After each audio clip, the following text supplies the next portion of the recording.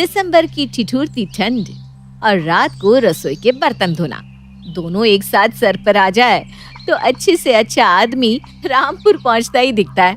और ऐसे ही तकलीफ में फंस गई थी इशिका। जिस शहर में इशिका पली बड़ी थी वहाँ ज्यादा ठंड नहीं पड़ती थी, इसलिए उसे ज्यादा ठंड झेलने की आदत नहीं थी। और उसकी शादी हुई तो दिल्ली में, जहाँ की ठंड से तो हम सभी वाकिफ हैं। ससुराल में पति, एक देवरानी, देवर और सास ससुर थे। भरा पूरा परिवार और भरे पूरे परिवार के जितने ही काम। पागल नहीं हूँ मैं मम्मी, जो सारा काम खुद पर ही ले लूंगी। ऑफिस जाओ, घर संभालो, इतना नहीं होता भाई। सुबह मेरी ऑफिस 8 बजे रहती है, इसलिए मैं सीधा ऑफिस निकल लेती हूँ और रात को जल्दी आकर रात का सारा काम करती हूँ। एक टाइम का बांध रखा है मैंने, सुबह का निक्की का और रात का मेरा।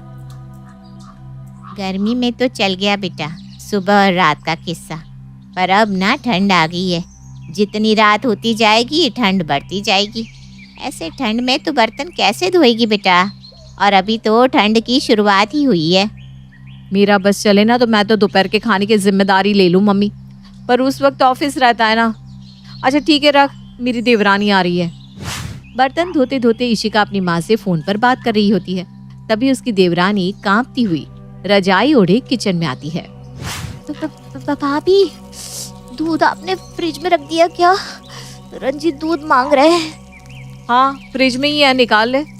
ये कहकर इशिका फिर से बर्तन धोने लगती है, पर निक्की वहीं खड़ी खड़ी फ्रिज के डोर को देखती रहती है। इतनी बेजोड़ ठंड में फ्रिज कैसे खोलूं? खोल भी लिया तो इतने ठंडे पतीले को बाहर निकालूंगी कैसे? मेरे हाथ से ही छूट जाएगा। सुनिए ना भाभी, क्या आप फ्रिज से दूध निकाल कर दोगे प्लीज? अभी तो इतनी ठंड आई भी नहीं निक्की, जो तुम इस तरह कांप रही हो। मुझे देखो, मेरे तो दोनों हाथ ठंडे पानी में है पिछले आधे घंटे से। आप तो जानती है ना भाभी, मुझे कितनी ठंड लगती है। प्लीज भाभी। अच्छा, अब ऐसी नजरें बनाकर मुझे मत देख, निकाल देती हूँ दूध। निक्की दूध गर्म करके 2 ग्लास में लेकर अपने कमरे में चली जाती है। इससे कैसे स्विच करूं मैं? ये तो खुद ही कांपती रहती है, न जाने ठंड कैसे गुजरेगा। इसी तरह दिन गुजरते जाते हैं और 10 दिन बाद बेजोड़ ठंड गिरती है। इतनी ठंड 26-27 साल बाद पड़ी है। जब रंजीत पैदा हुआ था तब ऐसे ही ठंड पड़ी थी। रंजीत के समय कहाँ विद्या जी, प्रमोद के समय ऐसी ठंड पड़ी थी। जो बगल वाले नितिन जी खत्म हो गए थे, याद कीजिए, उनके सीने में ठंड लग गई थी। क्या ठंड से खत्म हो गई थी? हे भगवान! निक्की ठंड से तो कांप ही रही थी और ये बात सुनकर वो इतनी डर जाती है कि कमरे में जाकर अपने पति को फोन करती है। रंजीत, आप ना आज आते वक्त हीटर लेकर आइएगा, वरना इस दुनिया में मैं आपको अकेला छोड़कर चले जाऊंगी। और हाँ, सभी यहाँ हॉल में ही बैठे हैं, तो जैसे ही सब अपने अपने कमरों में जाते हैं ना, चुपके से आकर आप हीटर को कमरे में छुपा दीजिएगा। बाकी बात मैं आपसे बाद में करती हूँ। रात को जब निक्की के सास ससुर अपने कमरे में चले जाते हैं और इशिका रसोई में बर्तन धो रही होती है, रंजीत छिपकर हीटर लेकर आता है और अपने कमरे में छुपा देता है। और जैसे ही हीटर चालू होता है, निक्की को राहत मिल जाती है। कड़कड़ाती दिसंबर की ठंड में निक्की स्लीवलेस ड्रेस पहन लेती है, मानो उसे गोवा जाने के लिए निकलना हो। 2 घंटे तक आराम से हीटर का मजा उठाकर निक्की किचन में रंजीत के लिए खाना लेने जाती है। बाप रे, कितनी ठंड हो रखी है। भाभी, फ्रिज में आइसक्रीम होगा क्या? मैं सोच रही हूँ स्ट्रॉबेरी शेक बना लूँ। तुम मजाक कर रही है क्या इशिका? और ये क्या कपड़े पहने तुमने? जल्दी जाकर स्वेटर पहनो, वरना तुम्हें ठंड लग जाएगी। ठंड? किसे लग रही है ठंड? मुझे तो पसीने आ रहे हैं। फ्रिज से आइसक्रीम निकालकर ठंडा ठंडा मिल्क शेक बनाकर निक्की अपने कमरे में चली जाती है, जिसे देखकर इशिका हैरान हो जाती है। अगली सुबह जब सभी कांपते कांपते अपने कमरों से रजाइयां ओढ़कर बाहर निकलते हैं, किसी पिक्चर के हीरो और हीरोइन की तरह निक्की और रंजीत अपने कमरे से बाहर आते हैं। ये सुबह सुबह चाय किसने बना दी? ऐसे मौसम में चाय? प्लीज यार निक्की, मेरे लिए ठंडा फ्रूट जूस लेकर आओ ना। ये सुनते ही संतोष रंजीत के सर पर एक टपली मारते हुए कहता है, ज्यादा हीरो की औलाद मत बन, अभी ठंड लग जाएगी तो फिर मम्मी मम्मी करता फिरेगा। बड़ा आया। प्रकाश की बातों में दम तो था ही। पर 7-8 डिग्री के ठंड में कोई ठंडा ठंडा फ्रूट जूस मांगे तो सुनने वाले को तो गुस्सा आएगा ही। पर निक्की और रंजित के अलावा घर में कहाँ कोई और जानता था उनकी गर्मी का राज। इसी तरह 1 महीना बीत जाता है और आता है सभी के सामने दिल दहला देने वाला लंबा चौड़ा इलेक्ट्रिसिटी का बिल, जिसे लेकर दरवाजे से प्रमोद घर आता है। अरे रे सत्यानाश हो गया, तुम लोग मुझे सड़क पर बिठाकर ही मानोगे क्या? अभी तो गर्मी गई थी, मुझे लगा एसी चलाना बंद हो गया होगा तो कुछ पैसे बचेंगे, और इतनी ठंड में 12,000-15,000 इलेक्ट्रिसिटी बिल किसके घर में आता है? भाई क्या जला रहे हो तुम लोग मेरी जेब? मैं और तेरे पापा तो सुबह सुबह छत पर जाकर बैठ जाते हैं, पंखा क्या बत्ती तक नहीं जलाते, और शाम के वक्त पूरे घर में 1 बत्ती जलती है, तो इतना बिजली का बिल आया कैसे? वही तो, मैं भी दिन में ऑफिस में रहती हूँ और रात को किचन का काम होते ही लाइट की स्विच ऑफ कर देती हूँ, तो इतना बिल आया कैसे? सभी निक्की की तरफ देखने लग जाते हैं। अरे आप लोग मेरी तरफ क्या देख रहे हो? मुझे क्या पता कैसे आया इतना बिल। इतना लंबा बिल सभी के लिए हैरानी की बात थी, पर अब कोई भी इस बिल को अपने सर पर लेने को तैयार नहीं था। पर इशिका इसी तरह बैठने वालों में से नहीं थी, उससे दाल में कुछ काला लग रहा था। और एक रात जब रोज की तरह निक्की अपने कमरे से स्ट्रॉबेरी शेक लेने के लिए निकलती है, इशिका छिपकर उसके बिस्तर के नीचे जाकर छुप जाती है। ये क्या है? इतनी कड़ाके की ठंड में निक्की का कमरा आग की भट्टी की तरह तप कैसे रहा है? इतनी गर्माहट कैसे? ऐसा क्या फिट कर लिया इन लोगों ने अपने कमरे में? आज तो इस राज से पर्दा हटाना ही होगा। इतने कांपते हुए ठंड में हम लोगों से काम करवा रही है और खुद गर्माहट में आराम से सोती रहती है निक्की। आज तो पूरे घर के सामने इसका भांडा फोड़ के रहूंगी मैं। और जैसे ही दोनों मियाँ बीवी की आंख लगती है, बिस्तर के नीचे से इशिका अपनी सास को मैसेज कर चुपके से निक्की के कमरे में आने के लिए कहती है। और घुटनों के बल चलते हुए प्रमोद के साथ साथ विद्या और प्रकाश भी निक्की और रंजित के कमरे के बिस्तर के नीचे आकर छुप जाते हैं। मुझे पता होता कि रंजित के कमरे में इतनी गर्माहट है तो मैं यहीं आकर बैठता। बेकार में ठंड के कारण मेरे घुटनों में दर्द हो गया। इसीलिए ये निक्की हीरोइन बनकर पूरे घर में घूम रही थी। वही मैं सोचूं, फ्रिज की हवा से डरने वाली निक्की अचानक आयरन वुमन कैसे बन गई? ये गर्माहट ऐसे ही नहीं है पापा, इस कमरे में जरूर कहीं हीटर है। प्रमोद बिस्तर के नीचे से बाहर निकलता है और कमरे की तलाशी करता है और कपबोर्ड के अंदर से हीटर बाहर निकालता है। चलिए चलिए ठंड के शहजादे रंजीत जी, अपनी आंखें खोलिए। अरे भैया, आप इतनी रात को मेरे कमरे में? नीचे हम भी हैं। शर्म नहीं आई बहू तुझे? इस घर में जो कुछ भी आता है पहले हमारे कमरे में आता है, और तूने सीधा हीटर लाकर अपने कमरे में घुसेड़ दिया। रखा तो रखा, इसका बिल देने से भी कतराने लगे। निक्की तो बाहर की है, पर तुझसे मुझे ये उम्मीद नहीं थी रंजित। अब मैं क्या करता मम्मी, इस मामले में तो मैं पापा पर गया हूँ। जैसे वो तुझसे डरते हैं, मैं निक्की से डरता हूँ। अगर मैं चूचे पर करता तो निक्की मुझे रामपुरी पहुँचा देती। इतनी ठंड में मुझे किचन में अकेले बर्तन धोने पड़ते थे मम्मी जी।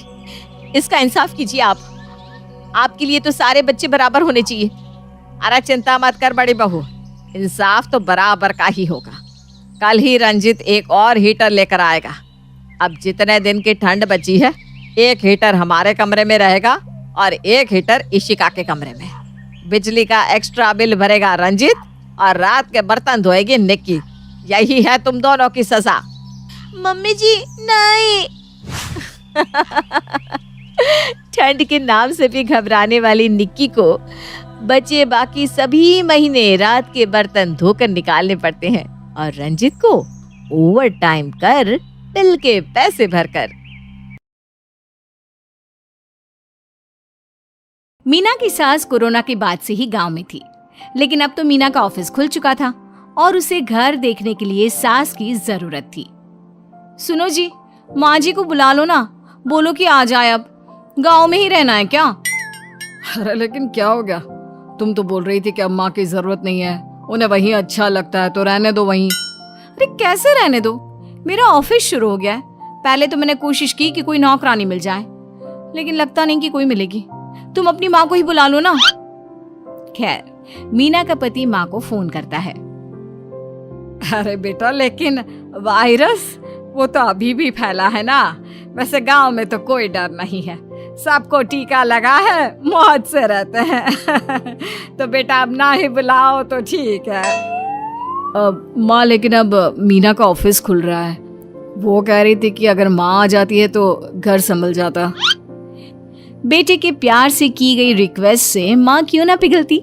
माँ मान जाती है और फिर अगले रोज, देखो माँ आ रही है, लेकिन माँ को जानती हो ना, कोरोना को लेकर कितनी एहतियात बरतती है वो। तो ख्याल रखना, जैसे वो कहे वैसे रहना।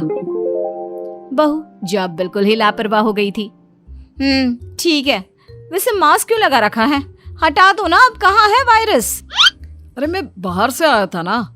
रुको, जल्दी से हाथ धोकर आता हूँ, तुम खाना लगा दो। अरे ये लो, पहले ही ना ये बिस्किट खा लो। कैसी बात कर रही हो? कम से कम हाथ तो धो लो। और तुम भी तो बाहर से ही आई हो ना। तभी नजर बच्चे पर पड़ती है जो टॉफी का पैकेट मुंह से खोल रहा था। अरे नहीं नहीं राजू, हाथ से या कैंची से खोलो पैकेट। वैसे भी बाहर से लाई चीजों को मत इस्तेमाल किया करो। अरे कुछ नहीं होता, वहमी माँ का वहमी बेटा। हम दोनों तो ऐसे ही हैं। हाँ। खाओ बेटा। कुछ दिन बीतते हैं और माँ आ जाती है। बहू, बहू आ गई मैं। राजू दौड़कर दादी के गले लगने की कोशिश करता है कि दादी। अरे नहीं नहीं नहीं बेटा, ऐसा नहीं, मैं जरा नहा लूं। हाँ, रास्ते का सफर पूरा करके आई हूँ। वैसे यहाँ तो बहुत भीड़ हो रही है। कोरोना चला गया क्या? पाई लागू माँ जी, कोरोना तो चला गया, लेकिन आप नहीं आई। कहाँ चला गया? टीवी में तो रोज रिपोर्ट आती रहती है। वैसे बहू ना, वायरस से डरो मत, पर कम से कम सुरक्षा रखो। क्या राजू? राजू जिसे उसकी माँ ने न तो मास्क के बारे में बताया था, न हाथ धोने के बारे में, और ना ही 2 गज की दूरी के बारे में, वो दादी की ओर ऐसे देखता है जैसे पता नहीं वो क्या बड़बड़ाए जा रही है। अरे कुछ ना सिखाया बच्चे को, वायरस गया नहीं है। अरे तुम लोग तो पढ़े लिखे हो, देखते नहीं हो कितने और नए वायरस आ रहे हैं। अरे वो क्या था, दिखा रहे थे ना टीवी में, मंकी पॉक्स। अरे बंदर से आती है ये बीमारी, और हमारा तो देश ही बंदरों का है। क्या है माँ, इतना नहीं सोचते, काम तो करना है ना। नहीं करेंगे तो खाएंगे क्या? माँ रहने दे तू। अरे बेटा देख, ये लोग जो बाहर निकलने लगे हैं ना, जो लोग आपस में फिर से मिलने लगे हैं, बाजार हाट सब खुल गए हैं, इसका मतलब ये नहीं कि वायरस चला गया है। बस हम लोगों को इसके साथ लड़कर जीना आना चाहिए। लड़ाई तो वैसी ही है जैसी सरकार हमेशा कहती है। पता है गांव में तो। लेकिन बहू, वो तो खुद को होशियार समझती है, वो भला सुनेगी क्या सास की बात? नहीं, उसने तो अपना ही बोलना शुरू कर दिया। क्या है माँ जी, आप कुछ भी बोली जा रही है। अरे माँ जी सब ठीक है, वहम ना पाले, समझी? सास कुछ नहीं कहती और अपने हिसाब से घर में रहना शुरू कर देती है। एक रोज, दादी दादी पैसे दो ना, चिप्स खाना है। हाँ, लेकिन एक शर्त है बेटा। कैसी शर्त दादी, बोलो। दादी बाजार से चिप्स लाती है, उस पैकेट को अच्छी तरह से धोती है, फिर राजू को चिप्स प्लेट में रख कर देती है। दादी चिप्स तो पैकेट के अंदर था, तो फिर पैकेट को क्यों धोया? अरे क्योंकि बेटा पैकेट को 10 लोग ने छुआ होगा, न जाने किसके हाथ से वायरस घर आ जाए और फिर आपके पेट में, है ना? समझ में आया? राजू को अब दादी की बात समझ में आ रही थी। बेटा तो पहले से ही केयर करता, लेकिन बची थी तो सिर्फ बहू, जो कि पुष्पा थी पूरी, झुकेगा नहीं। लेकिन भाई साहब, वायरस है ये, अच्छे से अच्छों को झुका कर रख देता है, तो बहू किस काम की? फिर एक रोज बहू ऑफिस से आती है तो हाय रे, गर्मी से हाल बुरा है, फ्रिज का ठंडा पानी पी लूं। बहू फ्रिज खोलने की कोशिश करती है, लेकिन अफसोस फ्रिज नहीं खुलता। अरे ताला किसने लगाया? माँ जी ने, उन्हीं का काम हो सकता है। अब मेरे ही घर में मुझे ही खाने पीने की चीजों के लिए तरसना होगा। अभी बात करती हूँ। बहू सास के पास जाती है, जहां वो टीवी देख रही होती है। ये क्या है माँ जी? अरे बहू भी कभी चुड़ैल थी का आगे का एपिसोड है बहू। देख आज ना बहू सास का खून पिएगी। बैठ आजा तू भी देख ले। माँ जी वो खून पी रही है और मैं पानी भी नहीं पी सकती, ये कहाँ का इंसाफ है? मुझे पानी पीना है। अरे तो पी लेना, अब क्या पानी भी मेरे हाथ से लेगी? बहू ये नहीं चलेगा, हाँ समझे? जा जाकर चाय बना कर ला। बहू को गुस्सा आ जाता है। वो सोच लेती है कि आज तो सास की खैर नहीं, लेकिन तभी राजू आ जाता है। माँ कितनी बार बोला है ऑफिस से आकर सीधा नहाने जाया करो, पता है ना बाहर वायरस गया नहीं अभी तक। जाओ तभी पानी मिलेगा, मैंने फ्रिज पे ताला लगा दिया है। हाय रे राजू बेटा, ना ना ना ये ठीक नहीं किया बेटा। तेरी माँ को प्यास लगी है ना? नहीं माँ, कम से कम हाथ तो धो लो, वरना आपके हाथ से वायरस हम लोगों के घर में आएगा, मुझे और दादी को लग जाएगा। माँ जी आप क्यों सलाह दे रही है उसे? आप ही ने तो आदत डाली है ना राजू के अंदर ये सारी। बहू वैसे वो गलत तो नहीं बोल रहा, माना वायरस का इफेक्ट कम हुआ है, लेकिन इफेक्ट है तो ना। सुन बहू। लेकिन बहू फिर सास की बात को अनदेखा करके निकल जाती है। वो देखती भी नहीं कि सास क्या कह रही है। पहले से इनकी सनक ही कम नहीं थी और अब और बढ़ गई। अरे कहाँ है वायरस? पूरी दुनिया पटरी में आ गई है, लेकिन इनका नाटक खत्म होने का नाम नहीं ले रहा। शाम को बेटा आ जाता है। बेटा देख वो बूस्टर डोज कहाँ लग रही है, जरा पता तो करवा। चलते हैं सारे ही लगवा लेते हैं। अरे माँ मैंने कल की छुट्टी ले ली है और हम कल बूस्टर डोज भी ले लेंगे। मीना तुम भी तैयार हो जाना और ऑफिस में कह दो कि लेट हो जाएगा। अरे रहने दो ना, वो तो घूमने फिरने के लिए वैक्सीनेशन देखते हैं। तो मैंने 2 डोज लगवा लिए ना, वरना तो मैं जैसी हूँ ठीक हूँ। अरे कैसी बात कर रही हो? सास कुछ कहती कि मीना बड़बड़ाती कमरे में चली जाती है। दुनिया से बीमारी चली गई है, लेकिन इन लोगों के दिमाग से जाने का नाम नहीं ले रही। न जाने तेरी बीवी क्या चाहती है। अरे ऐसा कैसे चलेगा, यह तो ठीक नहीं है। पता नहीं माँ, इसने देश में इतनी तबाही देखी है, फिर भी न जाने इसके दिमाग में ये छोटी सी बात समझ में क्यों नहीं आती। पापा मेरे लिए भी डोज है? हाँ बेटा तुझे भी लगवा देंगे। बेटा माँ बूस्टर डोज लगवा कर आ रहे थे कि रास्ते में उन लोगों को मीना मिल जाती है। अरे मीना क्या हो गया, ऑफिस से इतनी जल्दी? सब ठीक है ना? हाँ वो थोड़ा बुखार हो रहा है। देखो ना मेरे हाथ पैर में क्या हो रहा है। हैं? क्या हो रहा है? अरे ये कैसे हाथ में दाने आ गए? बहू कल तूने बाहर से आकर सीधा राजू को खाना खिला दिया था, हाथ पैर भी नहीं धोए थे। कहीं ये मंकी पॉक्स तो नहीं? क्या है माँ जी, शुभ शुभ बोलिए ना। हर बुखार कौन होना और दाने मंकी पॉक्स नहीं होते। वैसे भी माँ जी आपने तो वहम ही पाल रखा है, मैं नहीं मानती ये सब। अरे लेकिन ये सब चल रहा है ना। मैं अभी डॉक्टर के पास तुम्हारे सिम्टम्स भेजता हूँ और देखता हूँ, चलकर टेस्ट भी करवा लो। बहू घर के अंदर जाती है और खाने का कुछ सामान प्लेट में सजाकर ला रही होती है कि अरे बहू अपना नहीं तो हम लोगों का तो ख्याल करो, घर में सब रहते हैं। भगवान न करे अगर ये कोरोना रहा तो मैं क्या करूंगी? मुझ बुढ़िया को तो रिकवर होने पर भी वक्त लग जाएगा। बहू सास की जिद के आगे कुछ नहीं कह पाती। वो देखती है कि पति की नजर भी तेज हो रही है। वो डर कर चुपचाप कमरे में चली जाती है। अस्पताल से लोग आकर मीना का टेस्ट करते हैं, जिसमें वो पॉजिटिव निकल जाती है। देखा, अब पूरा घर सैनिटाइज करवाना होगा। घूम घूम कर तूने हर जगह ये कोरोना फैला दिया है। पता नहीं राजू का क्या होगा। माँ उसे डॉक्टर के पास ले गई है। हे भगवान, मुझसे कितनी बड़ी गलती हो गई, मुझे माफ कर दो। तभी सास राजू के साथ आती है। माँ जी क्या हो गया है राजू को? माँ जी मुझे माफ कर दीजिए, मेरा बच्चा ठीक तो है ना? उससे कुछ हो गया तो मैं खुद को माफ नहीं कर पाऊंगी। अरे बहुत शुक्र है कि राजू को सिर्फ एलर्जी है, लेकिन तेरे से वायरस कहीं बच्चे में आ जाता तो। राजू ठीक है ये सुनकर सब चैन की सांस लेते हैं। माँ जी मैं क्या करूं, मुझे तो डर लग रहा है। आप ठीक कहा करती थी, पर अब मैं क्या करूं? तू ना बहू ऊपर वाले कमरे में चली जा और मैं मुन्ने को लेकर यहीं नीचे रहूंगी। अभी डॉक्टर को दिखाकर भी लाए हैं। देख बहू, माना वायरस कम हो गया है और हम सभी को अपनी जीविका चलाने के लिए बाहर निकलना है, पर ध्यान रख, अब इस वायरस के साथ जीने की आदत डालनी होगी। सुरक्षित रहकर दूसरों को भी सुरक्षित रखने की जिम्मेदारी हम लोगों की ही है।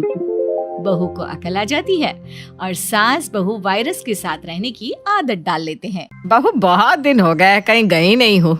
घर में बैठे बैठे मन उब गया है, कहीं जाने को जी कर रहा है। हाँ तो कहीं घूम आओ ना मम्मी जी, घूमना फिरना ही चाहिए, घर तो मैं संभाल ही लूंगी। देखते हो। रंजीता मन ही मन सोचती है। मुझे पता है बहू, तू कितना काम कर करके मुझे निहाल कर लेगी, लेकिन मैं भी तेरी सास हूँ और इस बार तो मैं भी जाकर ही रहूंगी। इधर रंजीता के दिमाग में यही चलता रहता है कि वो कहाँ जाए। इधर प्रतिभा अपनी बहू उन्नति से कहती है, बहू मुझे एक जरा धूल मिट्टी नहीं पसंद, मुझे अकबकाहट होने लगती है। ये बसंत ऋतु में जो हवा चलती है ना, बहुत अजीब सी होती है बहू। तो खिड़की दरवाजे बंद करके रखा कर और मेरे कमरे में ना जरा पोछा लगा देना। जी मम्मी जी करती हूँ। एक राशि जो कि कामचोर है और घर का कोई काम ठीक से नहीं करती, दूसरी और उन्नति है जो कि घर के कामों में ही लगी रहती है।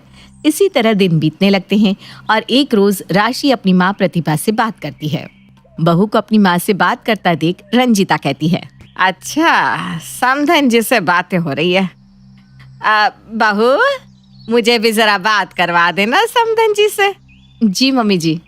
प्रतिभा और रंजीता एक दूसरे से बातें करने लगती है। बहुत दिन हो गए समधन जी, आपसे बात भी नहीं हुई। रोज सोचती हूँ आज बात करूंगी, कल बात करूंगी, लेकिन बात कर ही नहीं पाती। आज बहू को बात करते देखा तो फोन ही मांग लिया।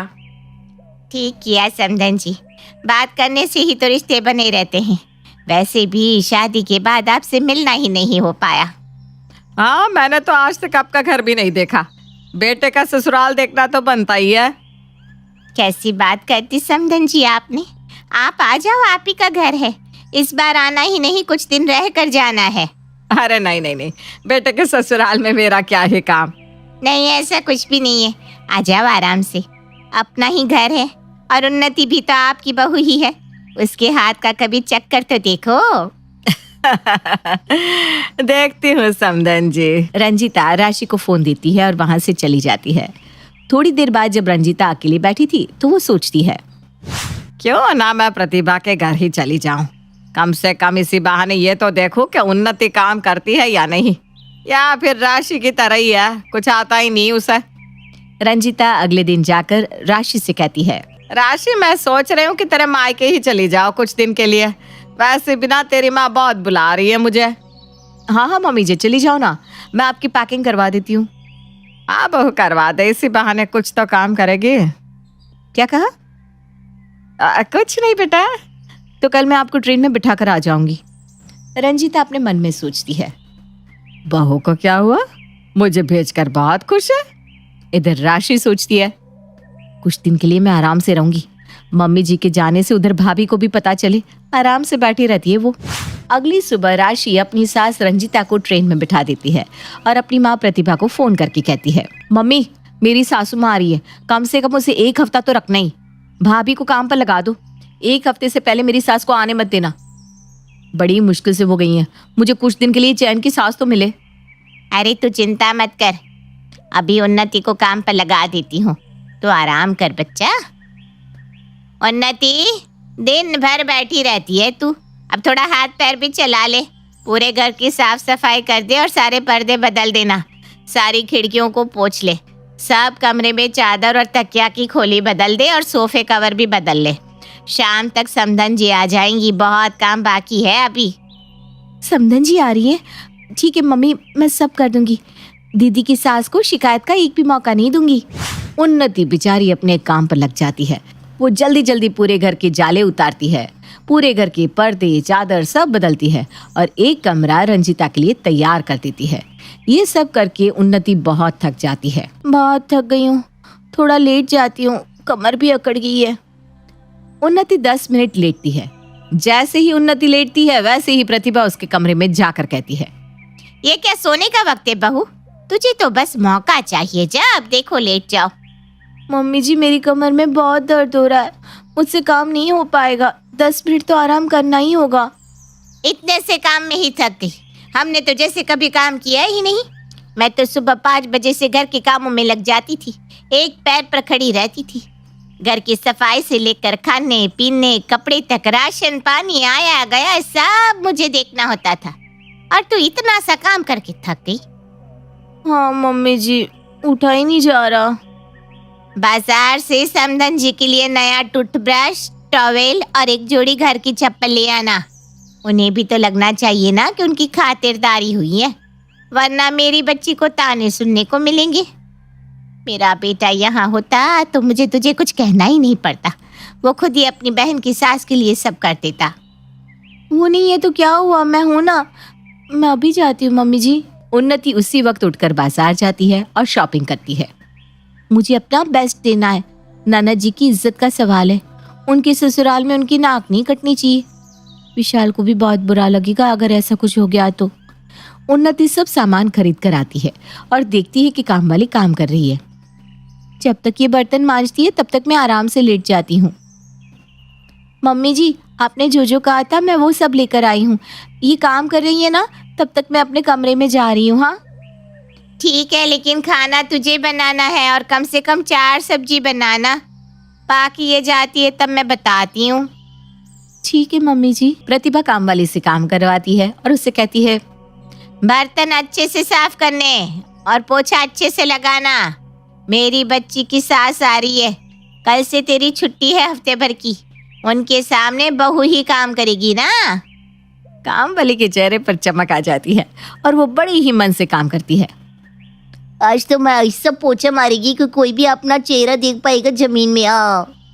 काम वाली काम करके चली जाती है और प्रतिभा उन्नति से कहती है, बहू उठने का कोई विचार है कि नहीं? सोए सोए खाना बन जाएगा क्या? दीदी आ रही हूँ मम्मी जी, बस 2 मिनट। उन्नति आती है। उसका चेहरा उतरा हुआ था, फिर भी वो कहती है, बताइए मम्मी जी, क्या बनाना है खाने में? तड़का पुलाव, पकौड़ी की कड़ी, मेसी रोटी, पंचमेली की सब्जी, मटर पनीर, आलू दम, छोले, धनिया की चटनी, भरवा मिर्ची, सलाद। इतना तो कम से कम खाने में होना चाहिए ना। समधन जी पहली बार आ रही है घर। जी मम्मी जी, मैं अभी कर लूँगी सब। अरे हाथ थोड़ा जल्दी चलाना। समधन जी शाम 6 बजे तक आ जाएंगी। उन्नति दोपहर के 12 बजे से लेकर शाम के 5 बजे तक बेचारी खाना बनाती रहती है। प्रतिभा उसके काम में एक जरा मदद नहीं करती, लेकिन फिर भी उन्नति उफ तक नहीं करती। सारा खाना बनाने के बाद, मम्मी जी हो गया सब। ओ बाबा, खाने में इतना कुछ बना लिया लेकिन मीठा ही नहीं बनाया। अब क्या करें? कम से कम घर का एक मीठा तो होना ही चाहिए। बाकी बाहर से मंगवा लेती हूँ। चल बहू, ऐसा कर गाजर का हलवा ही बना दे। मम्मी जी अब मुझसे कुछ नहीं होगा। मैं बहुत थक गई हूँ। ऐसा लग रहा है कि मैं महाराज हूँ कोई खाना बनाने वाला। ये कोई बात नहीं हुई। अरे अभी उन्हें आने में वक्त है। आधा घंटा लेट जा फिर बना दे, पर बनाना तो तुझे पड़ेगा चाहे जैसे भी बनाए। ठीक है, तो फिर आप गाजर सारे छीलकर घिस दो, मैं उठकर बना दूंगी। मैं और गाजर छीलूंगी? अरे मैं उस सास में से नहीं हूँ जो बहू बैठी रहे और मैं काम करूँ। मैं काम करने वाली सास में से हूँ ही नहीं। आधे घंटे बाद खुद ही उठकर सब कर लेना। आई मुझसे काम करवाने वाली। उन्नति रोते हुए अपने कमरे में चली जाती है। इतना करने पर भी मुझे कोई जश्न नहीं मिलता। मेरी जिंदगी ही झंड है। किस्मत फूटी है जो इस घर में बहू बनकर आए। उन्नति रोते रोते सो जाती है। उधर प्रतिभा तैयार होकर समधन का इंतजार करती है और पड़ोस के एक लड़के को उन्हें स्टेशन लाने भेज देती है। इधर उन्नति जब उठती है तब 6 बज चुके थे। वो चौंक कर उठती है। गाजर का हलवा नहीं बना। मम्मी जी तो मुझे खा जाएगी। अब क्या करूँ? 6 बज गए और मुझे पता ही नहीं चला। जब तक वो आकर मुँह हाथ धोएगी मैं गाजर का हलवा तैयार कर दूंगी। उन्नति फटाफट रसोई में जाकर गाजर का हलवा बनाने में लग जाती है। इधर रंजीता घर पहुंच जाती है और कहती है, खुशबू तो बहुत अच्छी आ रही है। बहू रानी लगता है रसोई में लगी है। आइए आइए समधन जी, आइए। आप बहू गाजर का हलवा बना रही है। अरे वाह, मेरा पसंदीदा। आपका कमरा तैयार है, आप नहा धो लीजिए। सफर में कोई दिक्कत तो नहीं हुई ना? अरे नहीं नहीं, बिल्कुल नहीं। मैं खुद ही घर आ जाती। आपने बेकार में ही कष्ट लिया उस लड़के को भेजने का। इसमें कष्ट की क्या बात है? आपकी सेवा का मौका कौन सा बार बार मिलता है, हैं? रंजीता अपने कमरे में चली जाती है और कमरा देखकर कहती है, कमरा तो बहुत अच्छे से सजा के रखा है समदन जी ने मेरे लिए। नहा कर खा लेती हूँ, भूख से जान जा रही है मेरी। रंजीता नहा धोकर हॉल में आती है। उन्नति गर्मा गर्म चाय बनाकर लाती है। आंटी जी पहले चाय पी लीजिए, फिर मैं खाना लगाती हूँ। अरे बहू, चाय के साथ नाश्ता भी लाओ। अरे नहीं नहीं समदन जी, मुझे चाय के साथ कुछ नहीं चाहिए। बस अब ना मैं सीधा खाना ही खाऊंगी, ट्रेन से बहुत थक गई हूँ। ठीक है आंटी जी, आप चाय पी लीजिए, फिर मैं खाना लगाती हूँ। रंजीता चाय पी लेती है, फिर उन्नति खाना लगाती है। इतने सारे व्यंजन देखकर रंजीता की आंखें बड़ी बड़ी हो जाती है। इतना सब कुछ मेरे लिए? अरे भाई, इतना सब कुछ करने की क्या जरूरत थी? ये सब किसने बनाया? ये सब उन्नति ने बनाया है, आप खा के तो देखिए। रंजीता जैसे ही खाती है, खाना तो लाजवाब है, खाकर मन खुश हो गया। बहू, तेरे हाथ में तो जादू है, जादू। खाकर पेट भर गया लेकिन मन नहीं। अरे बहू, इतना सब कुछ तुमने बनाया कैसे? बना लिया समदन जी, मेरी बहू काम करने में ना माहिर है। वो तो हमेशा से ही इतना खाना बनाती आई है। तब तो बहुत अच्छा है समदन जी, ऐसी बहू ना भाग से मिलती है। और उन्नति सच में बहुत स्वाद खाना बनाया। रंजीता 1100 रुपये निकाल कर उन्नति को देती है। ये रख बहू। ये क्या आंटी जी? नहीं नहीं नहीं, ये मैं नहीं ले सकती। अरे बहू, ये तेरी पहली रसोई का नेग है। मैंने तेरे हाथ का पहली बार खाना खाया है ना, ये तो तेरा हक बनता है। रख ले बेटा। थैंक यू आंटी जी। उन्नति नेक का पैसा रख लेती है। प्रतिभा और रंजीता बहुत देर तक बातें करती रहती हैं। रात को उन्नति दोनों को दूध देकर रसोई का सारा काम करके अपने कमरे में चली जाती है। रात को रंजीता अपने कमरे में सोने जाती है और खुद से कहती है, एक उन्नति है और एक मेरी बहू। जब से मैं आई हूं तब से वो रसोई में बेचारी लगी पड़ी है।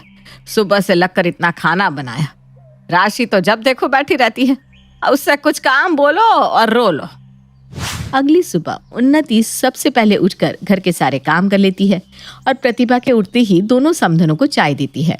मम्मी जी नाश्ते में क्या बनाऊं, आप ही बता दो। बहू तो उपमा बना ले, हल्का भी रहेगा। कल बहुत भारी हो गया था खाना। ठीक है मम्मी जी, आप दोनों चाय पीकर नहा धो लीजिए, तब तक मैं नाश्ता तैयार कर देती हूँ। उन्नति रसोई में चली जाती है। बहू एक छोटी सी छोटी चीज भी आपसे बिना पूछे नहीं करती। ये सच में बहुत बड़ी बात है समधन जी। सो तो है, इस घर में एक पत्ता भी मेरी मर्जी के बिना नहीं हिलता। ऊपर से बहू ही सारे काम करती है, काम वाली भी नहीं रखती हूँ मैं। आपकी बहू तो आपकी बहुत सेवा करती है, हाथ में ही सब कुछ पकड़ाती है। बहुत किस्मत वाली हैं आप। किस्मत वाली तो हूँ ही। इसी तरह दिन बीतने लगते हैं। उन्नति अपनी सास के साथ साथ रंजीता की भी खूब सेवा करती है। एक हफ्ते बाद रंजीता कहती है, समधन जी अब चलती हूँ मैं, मुझे आज्ञा दीजिए, बहुत दिन हो गए हैं। थोड़े दिन और रुक जाती तो अच्छा रहता। अरे नहीं, अब मैं जाऊंगी अपने घर। ठीक है, जैसा आप कहें। उन्नति आपको ट्रेन में बिठाएगी। उन्नति रंजीता को ट्रेन में बिठा देती है और अगली सुबह रंजीता पहुंच जाती है अपने घर। सास को इतने दिनों के बाद देखकर राशि कहती है, मम्मी जी कैसा रहा आपका ट्रिप? ट्रिप तो बहुत अच्छा था। अच्छा हुआ मैं तेरे घर गई, वरना मुझे तो बहुत कुछ पता ही नहीं चलता। चल मेरे लिए चाय बना कर ला, और हाँ अच्छे से बनाना, मैं नहा धोकर आती हूँ। रंजीता की बोली में इतना कड़कपन देखकर राशि कहती है, ये मम्मी जी को क्या हो गया? अचानक से इनकी बोली इतनी बदल कैसे गई? इधर रंजीता नहाते नहाते खुद से कहती है, बहू को मैंने ही इतनी ढील दे रखी है, अब इसकी माँ की तरह मुझे भी हुकूमत करनी होगी, तब जाकर ये लाइन पर आएगी। रंजीता नहा धोकर आती है और चाय पीने के बाद, बहू नाश्ते में पुलाव बना देना। पुलाव? पर मम्मी जी मैं पुलाव नहीं खाती। नहीं खाती क्या होता है? नहीं खाती हो तो खाने लगो। इस घर में वही बनेगा या वही होगा जो मैं कहूंगी। मेरा मुंह मत देख, मुझे भूख लग रही है, पुलाव बना कर ला। अपनी सास में इतना बदलाव देखकर राशि झटपट रसोई में जाकर काम पर लग जाती है। ऐसा क्या हुआ मेरे मायके में जो मम्मी जी में इतना बदलाव आ गया? काम करने को मजबूर हो गई हूँ मैं। आराम से फुसलाकर मम्मी जी से पूछती हूँ। राशि पुलाव बनाकर रंजीता को देती है और कहती है, मम्मी जी पुलाव। ये पुलाव है? अपनी भाभी से कुछ सीख, कितना अच्छा खाना बनाती है वो, आदमी उंगलियां चाटता रह जाए। वो बेचारी घर के साथ साथ बाहर के काम भी करती है, और तू तो मुंह देखती रहती है बस। अच्छे से खाना बनाना सीख ले, और नहीं आता तो उन्नति से पूछ कर बना। मम्मी जी मैं कोशिश करती हूँ ना। कोशिश नहीं, मुझे काम चाहिए। अगली बार मैं ऐसा खाना नहीं खाऊंगी, समझी? तो ये बात है, मम्मी जी उन्नति को देखकर ये सब मुझसे कह रही हैं। इतने में ही रंजीता फिर से कहती है, पानी ला कर दे। तेरी भाभी होती तो खुद ही सब कर देती, बोलने की जरूरत ही नहीं पड़ती। पूरा घर बिखरा पड़ा है, वो तो सुबह उठकर झाड़ू पोछा सब करके नाश्ता भी बना लेती थी अब तक। मम्मी जी मुझे इतना सब कुछ नहीं आता है। अरे करेगी तो सब आ जाएगा। वो बेचारी कौन सा अपने मायके में काम की हुई है। मैं आज ही काम वाली हटा देती हूँ, आज से पूरा घर तू ही साफ करेगी। नहीं, ऐसा मत कीजिए मम्मी जी, मैं नहीं कर पाऊंगी ये सब। रंजीता राशि की एक नहीं सुनती। राशि की तो हालत खराब हो जाती है। वो अपने कमरे में जाकर प्रतिभा को फोन करती है।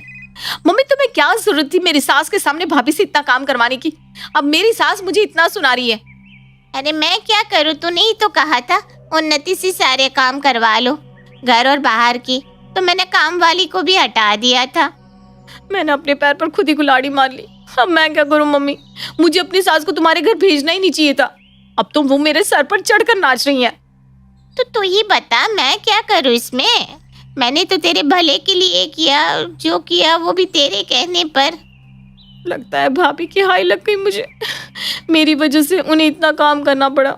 इतने में ही रंजीता कहती है, ए बहू, फोन पर ही लगी रहेगी क्या? दोपहर का खाना कौन बनाएगा? चल जाकर काम पर लग जा। बैठने का इसे बस मौका चाहिए। और वो उन्नति है, जब देखो काम करती रहती है, एक मिनट बेचारी नहीं बैठती। काश मुझे वैसी बहू मिलती। ऐसे सब कहते हैं जो मिले उसे अपने हिसाब से बना लेना चाहिए। अब मैं भी ना तुझे अपने साँचे में डाल लूंगी। रंजीता की बात सुनकर राशि कहती है, सब सच ही कहते हैं, जैसी करनी वैसी भरनी। मैंने भाभी से काम करवाया, अभी मुझे उसकी भरपाई करनी पड़ेगी, वो भी दुगनी। अब हर वक्त रंजीता राशि को ताने देती रहती और उससे सारा घर का काम करवाती रहती। यहाँ तक कि रंजीता राशि से अपने पैर भी दबाने लगती है।